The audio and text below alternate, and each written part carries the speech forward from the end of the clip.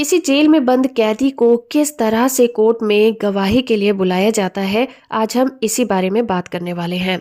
हम बात करेंगे सीआरपीसी के सेक्शन 267 के बारे में। दोस्तों, भारत में न्याय का सिद्धांत ये कहता है कि कोर्ट को किसी भी मामले की सुनवाई किए बिना या फिर किसी भी आरोपी को अपना पक्ष रखे बिना केस का जजमेंट नहीं सुनाना चाहिए। कोर्ट ऐसे व्यक्तियों को सम्मन के द्वारा या फिर वारंट के द्वारा कोर्ट में हाजिर होने का आदेश दे सकती है। तो जो बंदी होते हैं जिन्हें जेल में बंद रखा गया है, उन व्यक्तियों को कोर्ट में गवाही के लिए किस तरह से बुलाया जाता है, उसका प्रोविजन करता है सीआरपीसी का सेक्शन 267। 267 सीआरपीसी ये प्रोविजन करता है कि जब कोई व्यक्ति जेल में बंद है तो इस तरह के व्यक्तियों को कोर्ट में बयान के लिए किस तरह से बुलवाया जाएगा। सेक्शन 267 सीआरपीसी ये प्रोविजन करता है किन कंडीशन में किसी जेल में बंद अपराधी या आरोपी व्यक्ति को कोर्ट में गवाही देने के लिए बुलाया जा सकता है।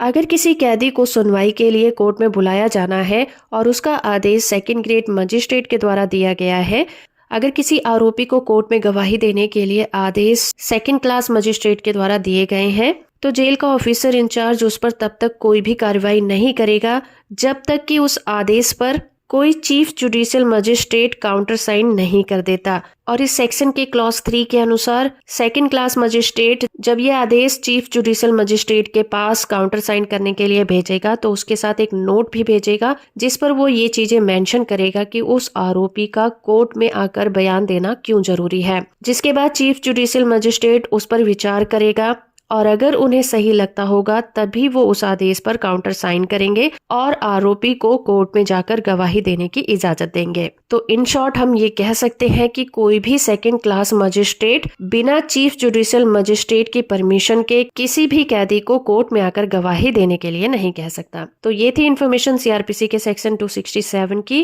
होप कि ये वीडियो आपको इन्फॉर्मेटिव लगा होगा। वीडियो को लाइक और चैनल को सब्सक्राइब करना बिल्कुल मत भूलिएगा।